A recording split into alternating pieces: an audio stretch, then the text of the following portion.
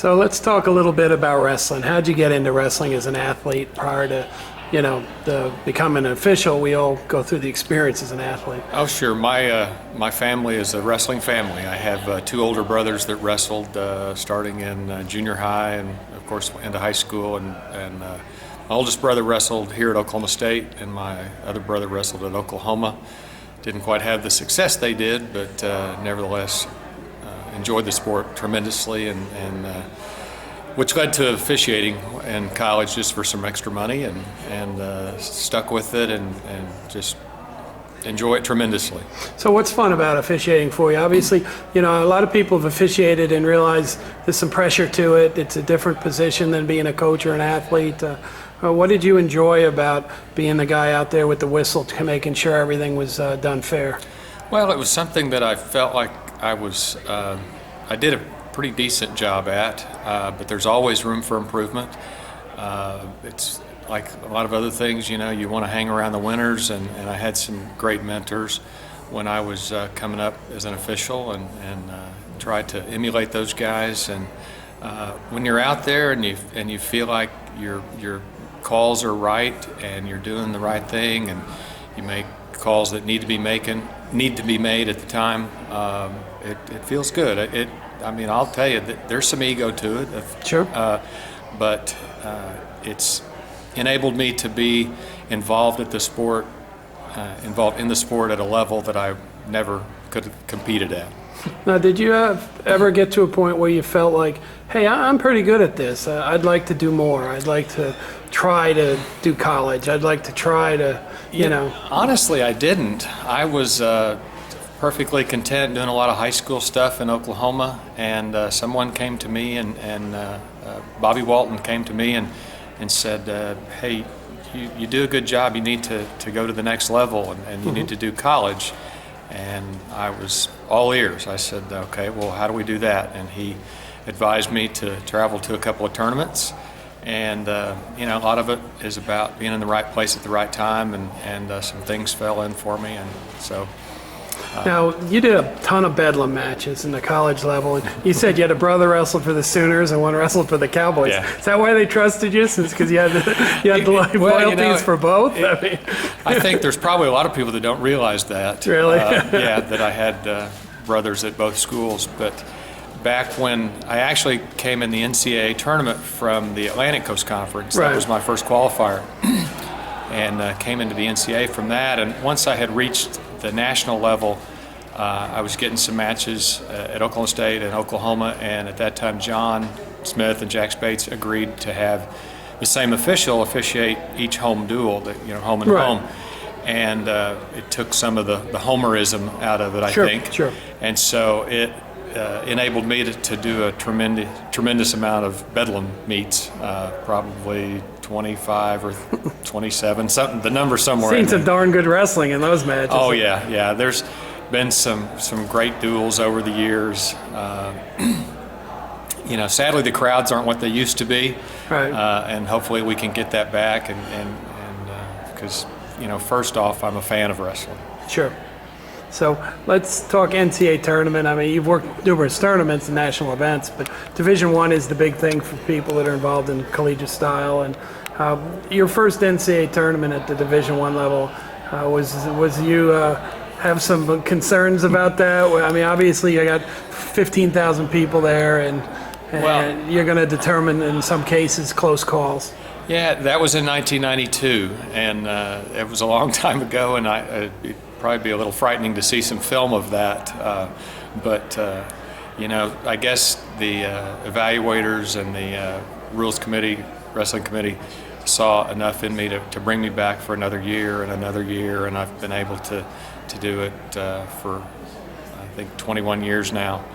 But yeah, it's very nerve-wracking. I remember walking out on my first match in Oklahoma City in '92, and there was Michigan and Stanford, right. And two schools that I watched those guys on TV, and it was a little nerve-wracking. So you make a finals assignment. Is it similar to being an athlete? You get yourself pumped up to try to do the best possible performance? Certainly, and that's, as an official at the national tournament, that is your goal. You want to be in that in the top 10, because there's only 10 guys that get to blow a whistle on Saturday night, and it took me a number of years to get to that level. I refereed 8 tournaments before I got a final. Right. But in 2000, I got my first, and I was beside myself with excitement. But then it kind of sets in. Now I have to go call the match. Yeah. So, it's been a lot of fun. Now, you had a pretty famous final this year at the NCAA tournament, one where a lot of photos were taken and got a lot of coverage on the television and everything. Dake's final match. Did you feel the intensity in that arena as the official on the mat? Because, obviously I was there as a journalist, and it just seemed like it was a special deal. It really was. It was such an honor to be a part of it. The way they changed the format and highlighted that final to be the last match, and to be selected to call that match was just beyond words. And of course, the biggest thing is don't mess up. Yeah. And the way it started off, of course I'm incredibly nervous, but I blow the whistle and there's action almost immediately, and then you just kind of flow right into it. Sure.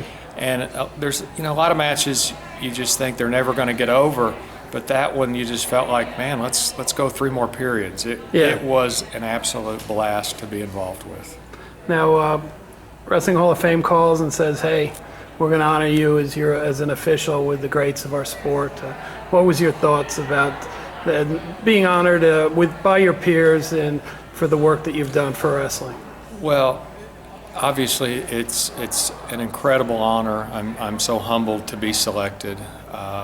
It's somewhat uncomfortable because as an official you really prefer to be out of the limelight. But the fact that we are involved in a sport that they do recognize officials in the Hall of Fame, and to be thought of in the likes of Gerald Henry, Dave Frisch, Pat McCormick, Mike McCormick, Jim Ramirez, Mike Allen, Chuck Yagla, Tom Galen, to be thought of in the same breath as those guys is just it's truly humbling to be there.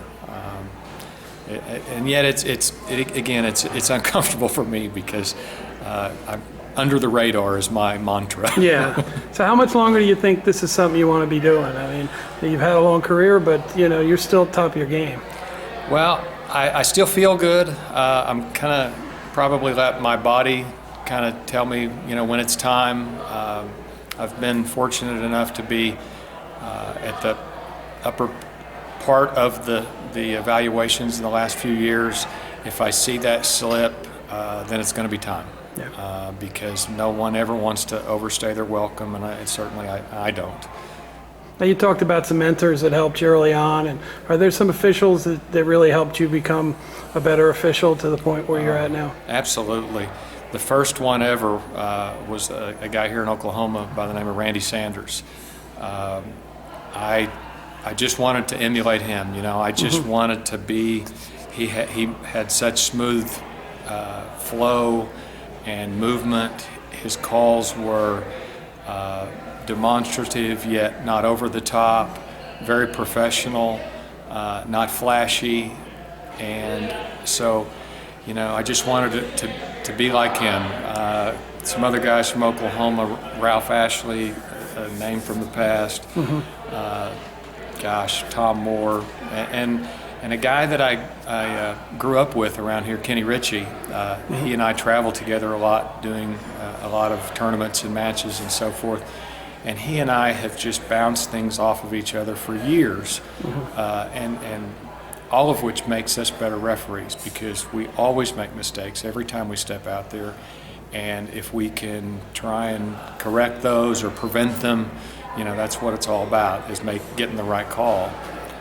And of course, at the national level, our leader, Pat McCormick, has just helped me and I think a number of other officials improve our game. It's the man is a wealth of knowledge. You know, and other guys, you know, I did a number of Big Ten tournaments with Mike Allen and Chuck Yagla, and those guys, they have a real calming effect on, you know, discussing things after the fact. Mike McCormick, I've refereed with a number of years, and he just never, you never see him get elevated. I mean, he just stays level the whole time, and I think that's kind of where a good official needs to be. You know, Mike Haggerty, Matt Zeitz, you know, just there's so many names, and I know I'm forgetting several. Sure. Because we all, when we talk about situations and things that have happened or don't happen, we discuss them, and that's what makes guys get better.